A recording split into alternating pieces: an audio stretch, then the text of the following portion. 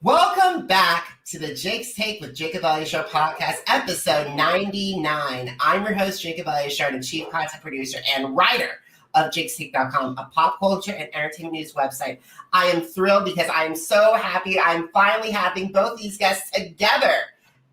First of all, one of the Jake's Take all-time favorite, one of Jake's Take's all-time favorite guests, Nicole Anthony, two-time Big Brother Houseguest, co-host of Hello Friends Podcast, and this time she brought Eric Curto, the host, producer, and creator of Your Reality Recaps and the co-host of Hello Friends Podcast. Hello, Yay. I love that intro. Yes. Hello. What a good intro. I'm not used to being introed. I know. I love it. I love Well, it. you guys do an incredible job with your intro, so I had to step up my game. It was incredible. I love Very, it. very well done. 5 stars. Thank Out of you. 5, to be clear. Thank you. All righty, guys, let's hop into this. Nicole, it's been a year since you visited the Jake's Take with Jacob Elyachar Podcast. So what have you been up to since the last time we visited? Oh my gosh. Okay. In the last year, I think you and I spoke right when I got a BB21. So like around maybe October. So after that was a lot of traveling to meet and greets and a lot of fun things. I finally ventured out of the country for the first time. And then, of course, the virus hit all of us, as we know. So I was shut down in my house for many a months. And then I moved to California. I got locked in another house for like 2 weeks. Didn't last there as long as I thought I had hoped or wanted to. And here I am rocking and rolling with Hello Friends post BB22.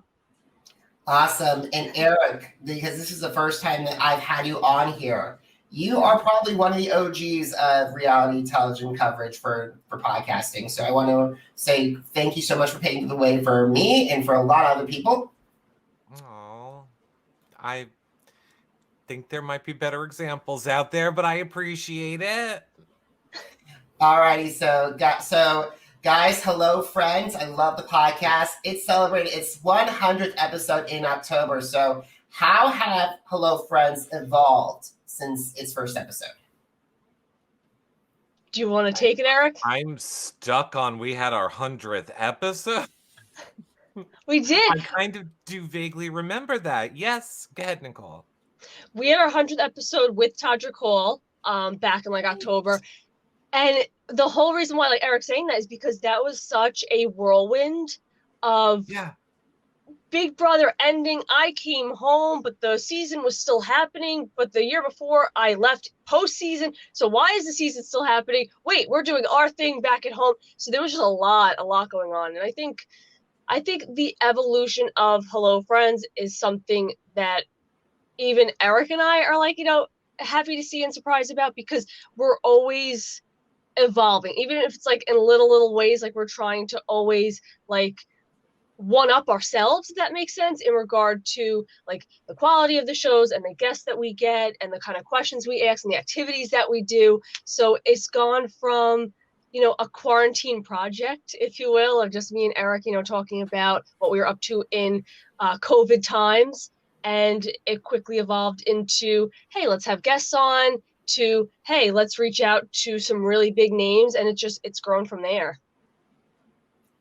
Yeah, I mean, I agree. I honestly can't believe our 100th episode was in October. Mm-hmm. Because I left the Big Brother house so early. 200th episode this month, then clearly. We're on like 150. I'm not even kidding. Yeah, wow. I do remember that Todrick Hall. Well, now I feel like we should give like tea on the episode. What's something we wouldn't say on our episode? Oh man. I feel like Todrick had a crush on me. I'm just gonna say it.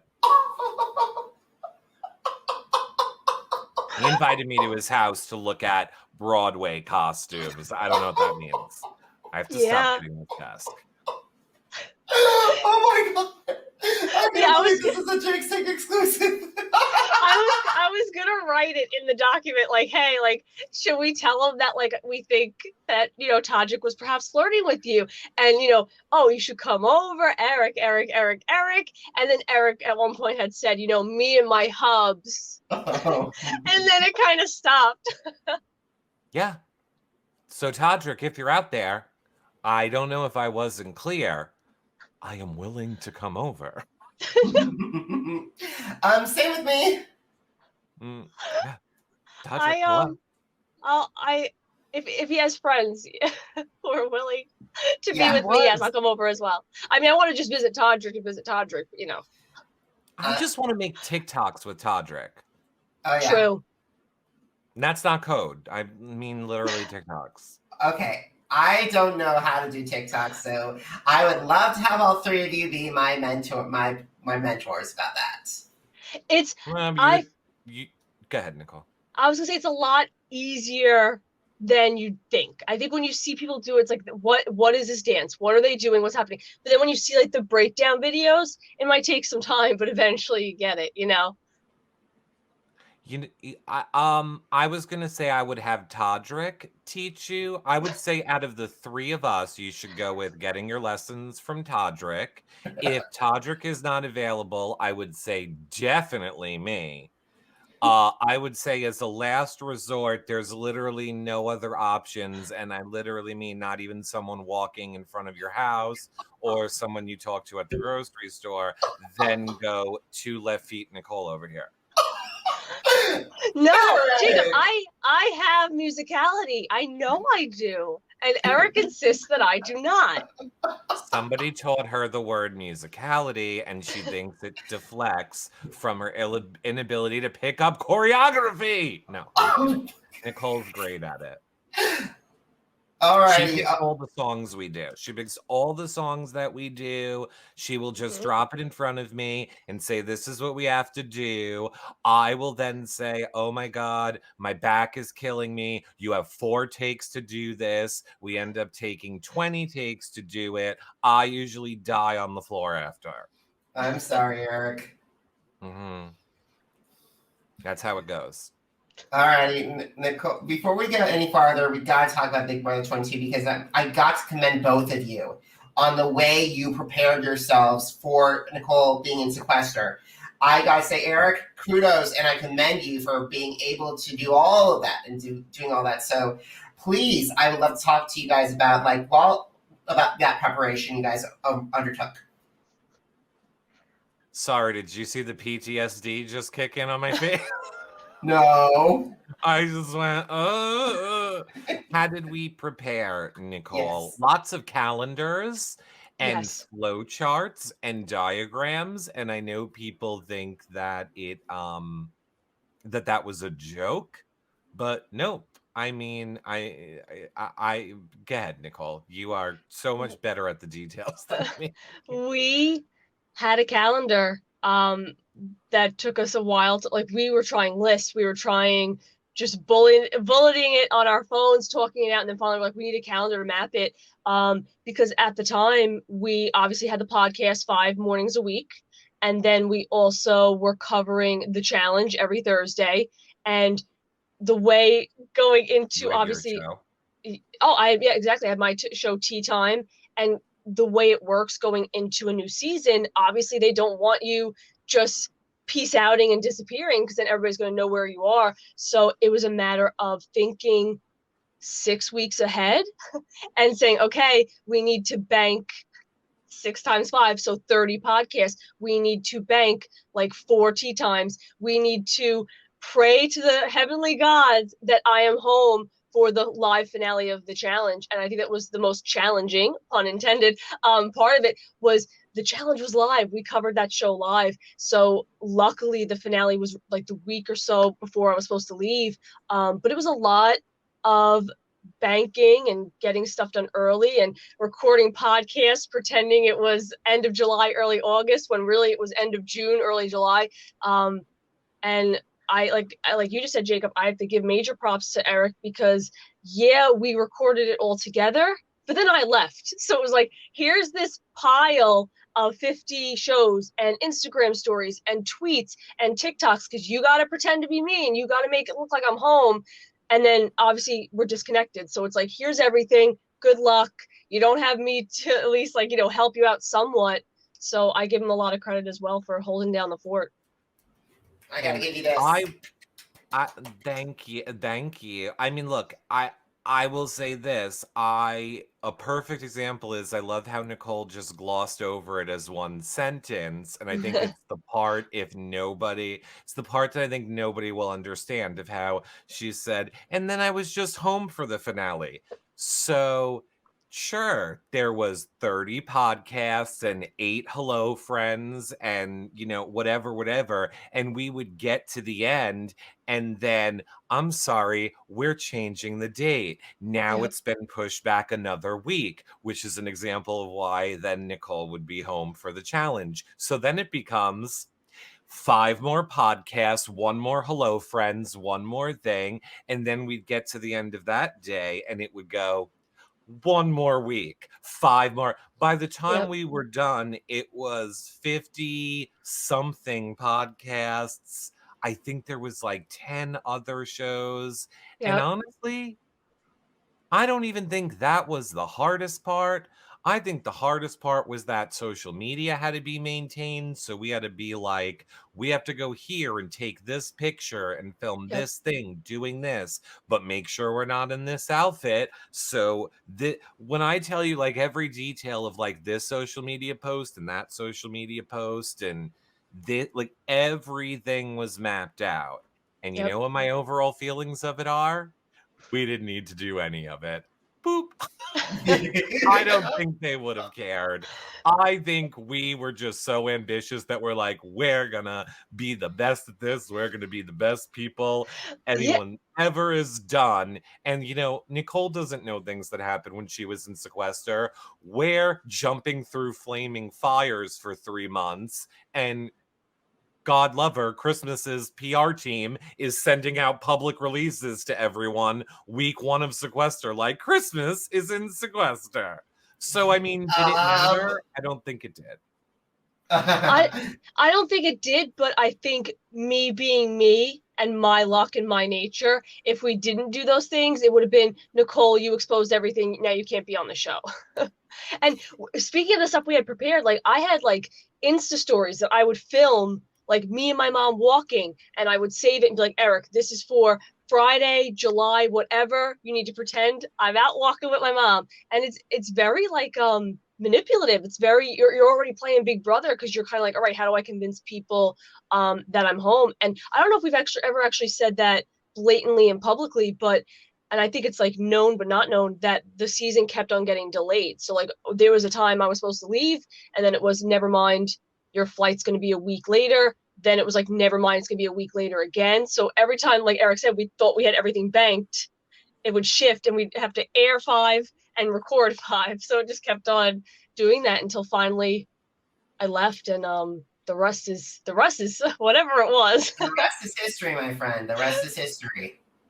And I'll say, for me, speaking on behalf of me and just what I was doing, every time around that time when a time would change and things would shift in my personal life for no reason connected to Big Brother, it always seemed like, there was some big event I had to do, like take 1,000 photos of my mom, or, film myself driving in a car down a highway singing a song. It's like, oh, I'll just add that to my life. I'm not busy trying to record my podcast or da-da-da-da-da. And then, none of that was ever used. I'm sorry. Nope.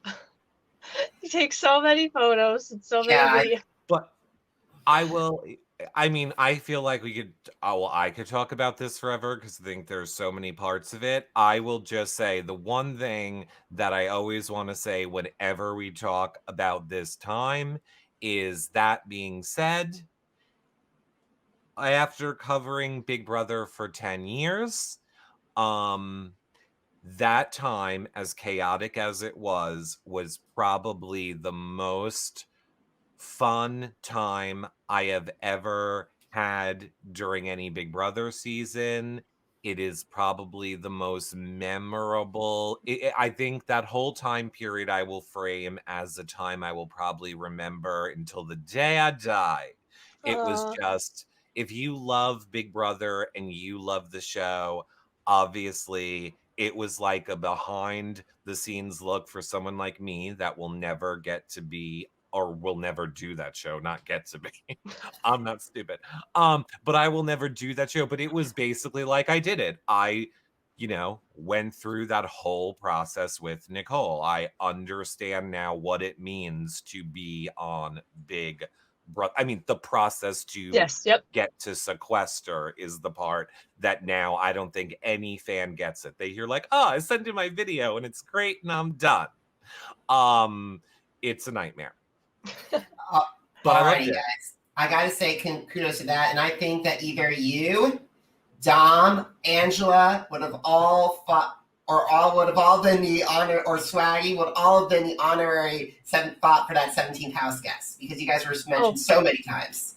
Absolutely. I think Eric, aka co-host, takes the cake as the 17th house guest. Sure. Yes, I agree. I did that first week feel like the 17th house guest. That was a crazy time. Yes. Oh, I forgot Victor. I forgot to lump Victor in that group. I apologize, Victor, if you're listening to this. And congratulations to both of them. Yes. I know, baby. That's a baby. Oh, yeah, congratulations to both of them. We wish you nothing but the best. Seriously, it was very hard to be somebody, who wasn't a huge Nicole Frenzel fan going into the season. And then, or I take that back. I should say, was not a huge Nicole Frenzel fan, perhaps her season. And then in the past, years and friendship with Nicole made me see these players, this game, everything so differently. And I think I forgot how I have come off or how I have said things about players in the past. So, like, to me, to watch that whole Eric's the 17th house guest because of, oh, I don't like him and I'm not doing his show, was very much like, oh, right, there is that thing that was, a thing in the past. And I think for me, it was so funny to watch people who always expected me to be like, destroy her, destroy Nicole, obviously Nicole, like so many people just wanted me to, and I was just like, that's not what I'm about anymore. I've realized. So like, there's so many positives to the Big Brother experience, I guess, is my point. It has taught me to be a better person. It has taught me to understand these players. It has taught me to just give people a break. Mm-hmm. I have to agree with you on that, and I'm proud of you for the way that you handled everything inside that house. I'm proud of you for going back 14 days in that house, Nicole. I wish it was, I think all three of us and everyone that's listening to the podcast, I wish it was longer. But however, this season was personal for me. It was way too personal because I knew you, I defend all my guests, and I did stuff that I was very opposite of me. And I take responsibility for that. And we all have to move on from this. Absolutely. And I think that's a perfect example of like, you guys being out of the house and maybe sometimes doing things that are out of character because a loved one is in the house or whatever it may be, like that's all the more reason to give the people in that house a break. Because if you're feeling the strain out here because it's a significant other or a friend, could like imagine being in that house and now you're separated from your support system. You have no idea what's going on. You're paranoid, you're stressed, you're starving. Like, that's why people act so erratically. And yes, it might be one component of their personality, but it's not them. And that's why I always say, like with the house guests, when they get out, treat them like human beings, hear them out, talk to them on a real world level, because the Big Brother house is not a real world scenario. It's a petri dish and a pressure cooker, and it messes with you. I agree. And I got to say, you guys, you really handled all what that toxicity, that fandom was really made me upset. I'm being open. This season was so tough for me to watch as a fan and to commentate. I even walked out of Big Brother for a while because of all this. And I'm even that at the same time, I'm now at a place where I'm like, I'm ready to keep my eyes on the prize, especially with all these new players. And speaking of new players, we got some breaking news earlier last week about Robin Cass. Yes. And I was surprised by the move, and I knew there was a fine line between alums and the fan base, but I didn't know how big that divide was. So could we share about that? How did that news impact you guys? Oh my gosh, that news, and I understand everybody has their opinion. I'm gonna get flack either way for what I say, so I'll just be very open and honest. That news like kind of broke my heart. Like I mean, I know she said she's on to different projects and bigger things, whatever it may be, and I wish her all the best of luck. But for me as a mega fan, my auditioning was in large part, I want to meet Robin Cass. Like, I love Big Brother. Robin Cass is the casting of Big Brother. She is like that figurehead, that symbol of it. So like going into the casting process, I can't imagine as a quote unquote newbie not meeting Robin. One of my fondest memories, and I think I tweeted this when somebody was asking me, one of my fondest memories is sitting in a hotel room talking to one of the, casting people. And he was like, oh, by the way, someone's here to see you. And Robin walked in the door. And I still remember that moment so well because it was so surreal of this person that has been a part of the show that I've loved for over a decade. I'm meeting her and I know her, and she's the one that announces castings open, and she's the one that says finalists have all been contacted. And it was a very surreal moment. And she's somebody who, was with me the morning I moved into BB21. She goes around to each room and meets you, talks to you one more time before you move in. And she's there at finale. And even this season, coming off the season and getting a lot of toxicity and a lot of death threats and a lot of horrible things, she would reach out like once a week and check on me and talk to me and give me motivational words. So I think it's just a great loss. If I was a newbie auditioning for the show this season, I'd be like, darn it, I don't get to meet Robin. And that's something that, like, I don't know, it would be very tough for me a tough pill to swallow. I would just say my biggest frustration, and I don't know if it's that my background is in radio and television production, or I've worked for Viacom, I've worked for CBS.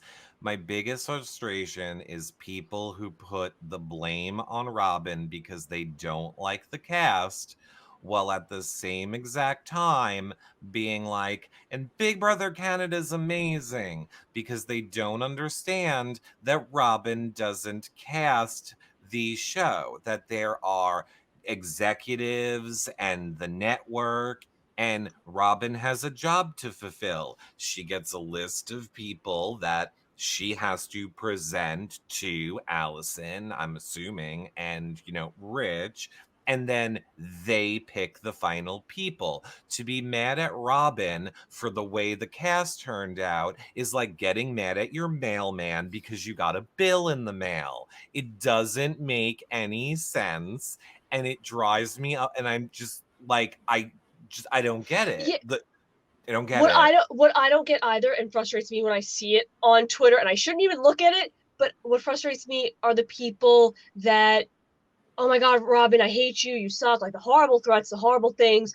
But on the same token, it's like, oh, but we loved like BB20. BB20, they should go back to the BB20, BB16, that was a good, and it's like, it's the same dynamic. Like, you can't be mad because certain group dynamics didn't work out. They can't predict the future. They might know, wow, this jock and this quirky girl and this older man, like, they are great people, but they don't know how they're going to interact. No amount of testing or interviewing is going to show you how two people during a wall comp are going to treat each other. So I think people put too much emphasis on like scapegoating one person as opposed to saying, this is like the dynamic. It's just the way like it happens sometimes when you put people together in a house. Sometimes they mesh well and sometimes they do not. And I don't want to like television production lesson people, but I think the funny thing that people don't get to is they're like, oh, she's gonna pick another, get your 3 blondes, your 1 jock, your 1 this one. Oh, it's so hard, Robin. Yeah, you know why? Because Johnson & Johnson wants to make sure that if they're selling their ads to your network, that you have the family dynamic. They have to make sure that if they're putting a football sporting ad on your network that they're going to give you money for, that there's the cheerleader type and the jock type. And if they want, television's about selling commercials, and advertisers have requirements. And if your show doesn't fill those requirements, you don't get ads. It's like a giant enterprise that, and I get people don't understand, and it's like, I got angry watching a TV show. Who's the most vocal person I can blame? Robin. Yep. And then people go and are like, let's destroy someone's life. I made sure to point out all the good things about Big Brother because, like you said, this past season, very toxic. Yep. Literally killed my love of Big Brother. Don't know if I want to cover it ever again. Same with me. It did. And I think we all need to move on from this because the thing is, that's not while it's Big Brother is one reason you're here. The main reason you're here is because of your incredible podcast. Yes. Yeah. So let's start off because your guest interviews are phenomenal. You guys have done absolutely amazing work with your recruitment. Let's just start off with 2 Big Brother superfans that you each interviewed individually, but I think together they would have one big, incredible show. It is Matt Eisman from American Ninja Warrior and Bobby Monahan. Oh my gosh. When I tell you, I fall in love with every single one of our guests. Like, I hope the guests know this. Like, once we interview you, like, you are Hello Friends family. I am obsessed with you.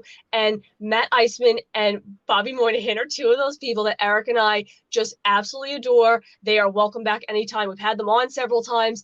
And it's so cool. They have things going on in their own life that they can talk about, but they're also BB fans. So it's cool to hear their take on it and have a similar passion about, oh, I can't believe that person won the veto. Like, it's really cool. I just have to say that nobody has less to do with those guests than me.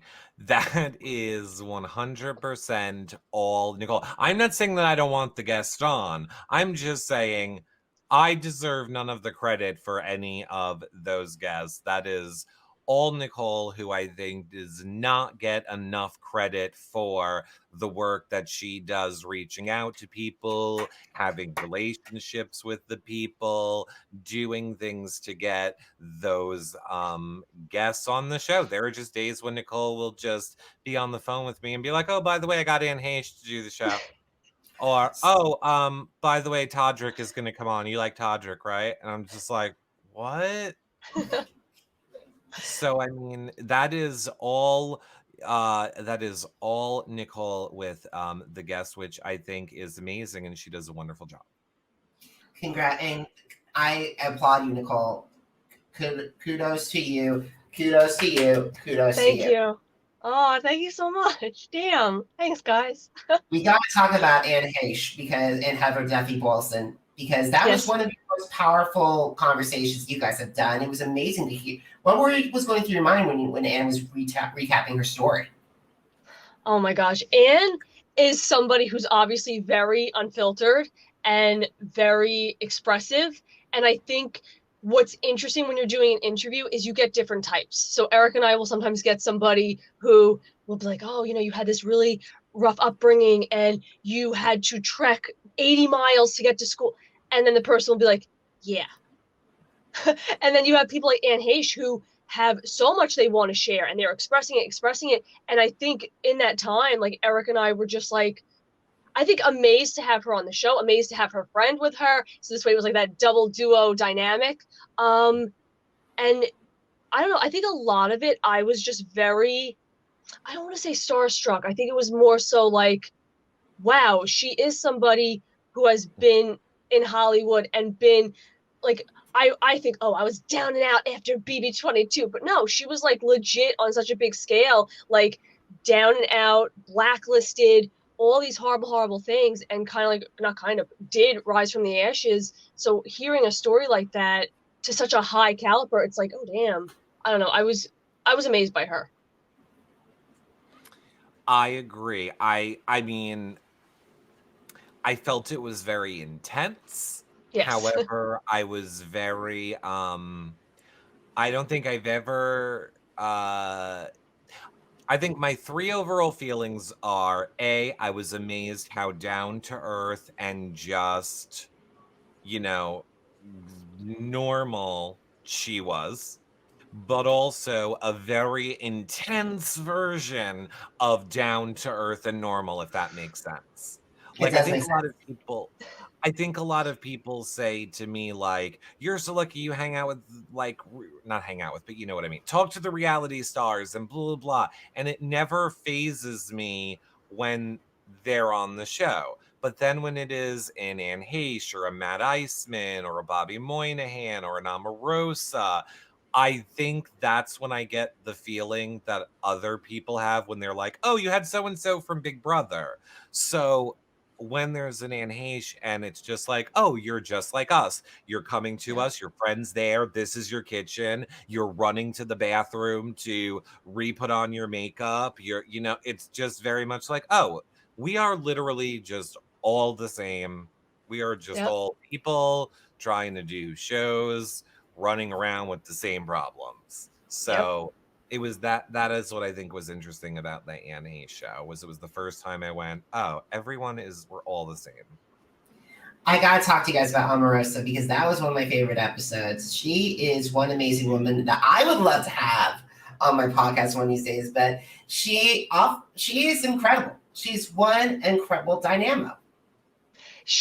Oh my gosh, I love her. Omarosa is, again, just down to earth, real. I don't want to use the word motherly because I feel like that like comes out like rude, but just, I'll give an example. When I got out of the BB22 house, and obviously I was kind of going through it, Omarosa called me, like literally called my cell phone.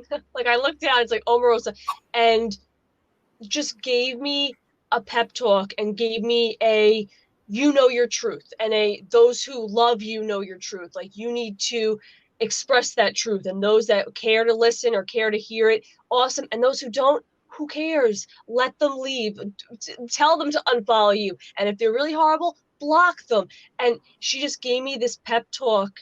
And again, here I am being like, oh, I'm down and out from a reality show. To hear somebody who has been on reality TV, but also been in politics and knows what it's like to be on the downside of things, to hear her be like, no, you're fine, you'll get through this. It's like, yeah, Omarosa, I will. I don't know that I shared this on our show, and I don't think that she will be mad. My favorite Omarosa story is on premiere day. I started getting text messages, and it started with like, OMG, but like it kept coming through, and I'm like watching the premiere, and this is, to make it about me, my moment. I know my stage is coming up, so can we all relax here? And of course, a ton of people were messaging me, and then I was getting like a message on like the other number, and I'm like, I don't understand who this person is. And I literally was picking up the phone to block, and then the one came through and was like, by the way, it's Omarosa. And I was just like, how is this my life? Then the phone rings and it like pops up and I'm live and I'm literally like this live. Oh, Omarosa's calling me. Not block. I was like, decline. And then I'm like, I just declined a call from Omarosa. How is this my life of like what is happening right now? But same exact thing of what Nicole said. She was somebody who during the season called me like that first day, then I think the second week when it was clear about Nicole's fate, and she was just like, but how are you doing? Like, how is this affecting you? Are you okay? This has to be very stressful for you. And She is the person I think is a great example of reality TV painting you one way and people just going with it. Absolutely. She is not a villain in any means, in my world. I always say Omarosa for a legend. If there's a celebrity that deserves a spot in a legend season, it's Omarosa. Yes. And she'll get it. She'll demand the money, and she'll get it. And she should. As she should. She should. I still want to see Dr. Will and Dan versus Omarosa and Danielle Reyes. Oh my gosh. I would like to see them as well. I think a large part of why I'd like to see that group of people as well is because, and I feel like, I don't mean this to come out rude, is because they're older. Does that make sense? Like, I almost wish Nicole returning to the show was in her 30s or even in her 40s. I think for me, I went on BB21 very young, and to go back not even a year later, I've said this recently, I realize how young I am. Like, I don't have my like shizit together, and I think people from earlier seasons more so do, and they know who they are, and they know how they play, and they know how to like stand their ground. And I think it'd be interesting to see more of those people because they wouldn't, I don't know, take each other's like bull. You know what I mean? Oh yeah. And speaking of someone that's been there, Julie Chen Moonves. Julie Chen Moonves is one of our favorite shows. And I think I could speak for both of us, Eric, correct me if I'm wrong, not just one of our favorite shows because of the show. One of our favorite shows because of the pre and the post. Julie is someone who wasn't like, oh yeah, I'll come on. Okay, the show's over. Bye. She was so, what do you need me to do? I want to do giveaways. How I'm going to do a giveaway on each platform. And we were like, oh my God, absolutely. Let's do like 5 book giveaways. You know what? This person has several people in their life. I want to do extra giveaways.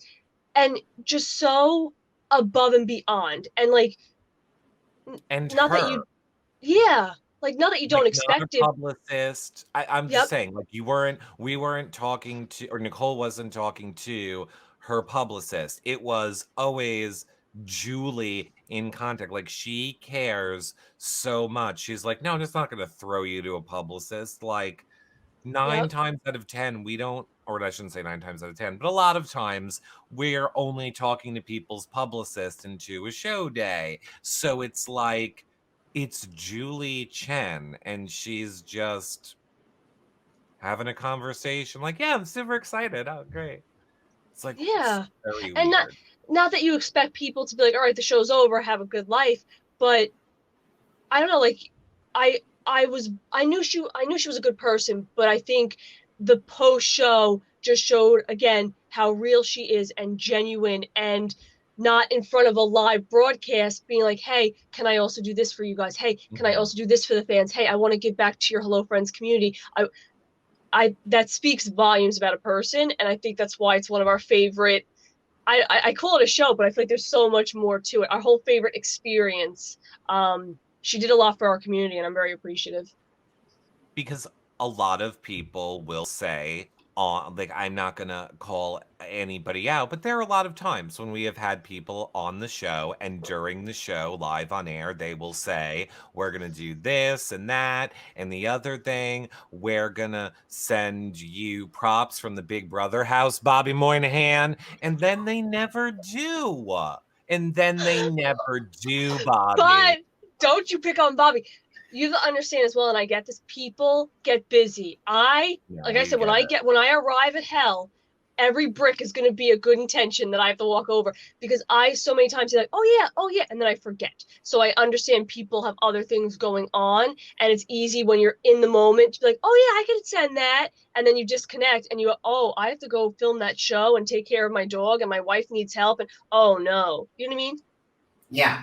I don't know what you mean. I never understand the you walking over brick to hell analogy. If it's hell, why do you want to walk over the bricks? Why are you in a rush to get to hell? Sit your ass down. I want the big brick wall between me and hell. It seems very more comfortable on the other side of the bricks. they say the road to hell is paved with good intentions. And I have so many good intentions that a lot of the times I forget or they fall through. So when I arrive at hell, it's going to be a long pathway of all my intentions. Yeah, just stay at the end of the pathway. Don't go to hell. Stay at the end. That's great. I want a big distance. Okay, guys, we got to get, because this is the last important part of your guest, is the Big Brother community. And I got to say, of all your episodes of the community, the ones that stood out to me was Danny Briones coming on the podcast, especially after it was aired. Yes. And then also talking with Ian, who rarely does it, and especially Tyler too. So to have those, what did having those three people be? And also, I got to give a shout out to David and to Kevin as well, and to Kaser. Yes. Because they did phenomenal with you guys. So what did it mean to you to have those 6 people on the Big Brother, on your podcast? Oh my God, like, to me, they're family, and I put everybody in that category. I put Memphis and Christmas in that category as well. And so, like, they're family. I've shared this for over a year. My BB21 family, through the good, the bad, the ugly, the dysfunctional. I love all 15 of those people. I will take a bullet for all 15 of those people. And yeah, I didn't last as long in All Stars, but I still view it that way. So to me, yes, like I go, oh my God, I love those shows. But to me, it's not like an interview. To me, it's not, oh my God, we got this person. To me, it's like, yay, I'm seeing my family member and I can't wait to have them join. So people that don't typically do interviews like a Danny or a Tyler or an Ian, I think I'm just thankful that they also view me as a family member, and obviously Eric as well as the 17th house guest. Like it's family, and it's I will do their show because they're positive and fun loving, and they're not going to corner me. They're not going to berate me. And yeah, we check people on certain things here and there, and we call them out about how the fandom feels about things, but we don't corner people. We give people the ability to explain themselves and to talk and to move forward. We're not a gotcha show, and that's something that I know we're both very, very proud of. I will, to make it even quicker, say Danny is a dream come true. I forget who the other person that you said was. However, I agree with Nicole's sentiment. If there's one thing that I will ever say that holds true, and I never ever learn my lesson, the people I am not a fan of on the season, the people I don't think I am going to like at all, have never fails every single time, are the most caring, most respectful, most fun shows that we have. I did not think I would enjoy a Memphis show. I did not think I would enjoy a Christmas show. They were 2 of the people that respected the time, were friendly, promoted it, and people would argue, well, of course they had to, they weren't liked. I don't think that is it at all, because there have been several other situations and other interviews where I feel we were in the exact same boat. And I think I'm always pleasantly surprised. And I take it back, while Nicole deserves credit for 99.99% of the people, because she gets them all to come on. I am taking credit for Tyler. That is my relationship with Tyler. Oh, why he what? Am I hearing this? Whoa. You're giving yourself double credit, because I was going to say Danny was all you as well. No, I think Danny would have never done our show if it wasn't for you being on the season with her, because I've tried to get Danny to do the show for years. Tyler does not do anybody's show. He only does our show, and before that, he only did my show. So I am saying that is my relationship with Tyler, which is carried over. I get credit for one, and I am taking Okay, I would love to talk with Danny and Tyler. It would be an honor to talk with both of them. So I would seriously would love to have them on. But let's get on to the dream guests, because we got to start wrapping things up. So who are your dream guests? So why would they be a great fit for the Hello Friends podcast? I'm just going to answer now, and then I'm going to give it to you, Nicole. Kathy Griffin, Rosie O'Donnell. Those are my 2 dream guests. Nicole can explain why or use them in her answer. Go ahead. I know my goals are Kathy Griffin and Rosie, because more so of Eric, and of course I would love to speak with them as well. Specifically for me, I don't know if I really have anybody. I'm one of those people, when people go, what's your favorite episode? I say the last one we did. I'm one of those people where I go, that was so great. That no episode can, top that. Public. But here's the thing. I'm so awkward that I don't know if I'd reach out to Tom Felton because I think I would implode. You know what I mean? So I know. I just think every person I'm talking to in that moment is the person I'm like, oh my gosh, they're coming on the show, and I get so excited, and they become like my world. So every new guest is the person that I'm like, oh, dream guest. But I guess if I had to give an answer, I guess the answer would be Tom Felton. But I just, I don't know. I think I would panic. You'll do fine. You will really do fine, Nicole.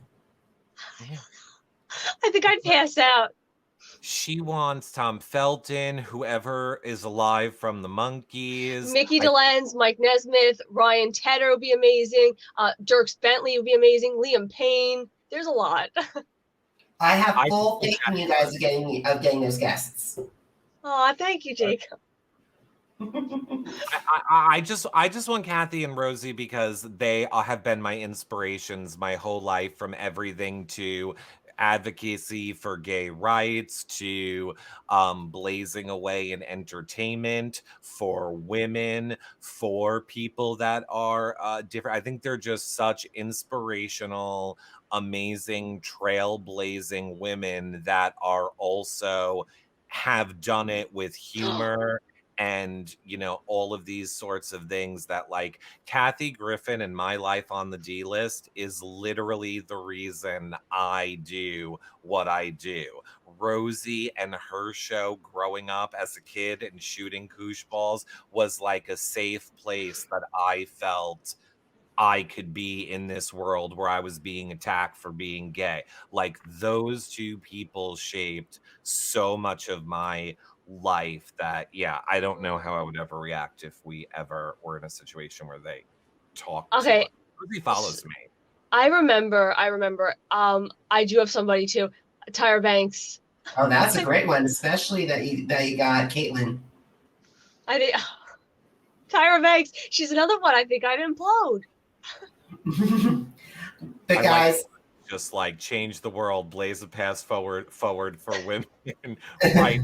But Nicole just went, Tyra Banks. No, because I realized I was listing a lot of like my band crushes and male actor crushes, and I was like, well, I said no female, but like Catherine Zeta-Jones, that's like but like I'm obsessed with her. But yeah, like Tyra Banks, oh my gosh, like whoo. Yeah. Alrighty, guys. I just want to let you know. Why can my guests? Why can my audience?